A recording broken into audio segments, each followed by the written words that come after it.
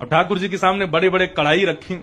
तो उस दिन पुजारी जी से गलती ये हो गई कि सामने मिठाई रखवे की जगह, खीर रखवे की जगह उनने कढ़ी रख दी। कढ़ी रख दी, कढ़ी के पीछे चावल रख दिए, चावल के पीछे मिष्ठान रखा और सब सजा दिए सामने।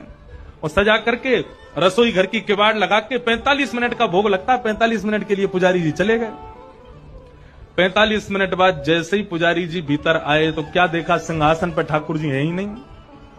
ठाकुर जी है ही नहीं वहां पर। पुजारी जी बोले, अरे भैया ठाकुर जी कहां गए? पूरे मंदिर में हल्ला है, वो सब इकट्ठे है गए, ठाकुर जी कहां चले गए? कोई ने कही बोले छोटे से ठाकुर जी है सके, इनमें कढ़ाइयन में गिर गए हो छानो।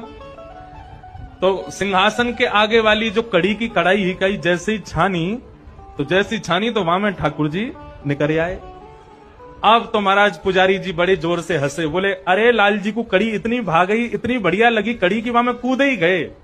अब तो भैया रोज कड़ी बनेगी ठाकुर जी के काज। अब तो कोई भी उत्सव हो, कछु भी हो, रोज कड़ी बन रही है, रोज ठाकुर जी के आगे कड़ी रखी जावे। 10 दिन तक रोज कड़ी रखी तो 10वें दिन रात में सपने में पुजारी जी के सपने में ठाकुर जी आ गए और रोने लगे जोर जोर से। पुजारी जी बोले, ठाकुर जी रो काई को रहे हो? बोले मैं यहां मारे रो रहा हूं, तुम रोज कड़ी को भोग लगा रहे हो। बोले मैं तो यहां मारे लगा रहा हूं, बाद में आप कड़ी में कूद गए, इतनी बढ़िया लगी कि वहां में डूब ही गए, तो हमको लगी कड़ी ज्यादा पसंद आ गई है, तो रोज कड़ी को भोग लग रहा है। ठाकुर जी बोले, अरे मैं कड़ी में कड़ी खावे को ना कूदो, तो फिर काय को कूदे? बोले तुमने खीर दूर रख दी, मैं तो खीर खावे जा रहा हूं, बीच में कड़ी पड़ गई, सुबह में गिर गो।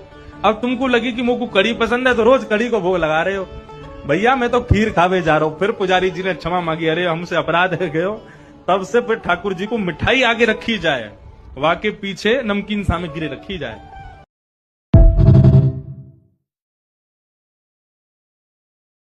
Download ShareChat.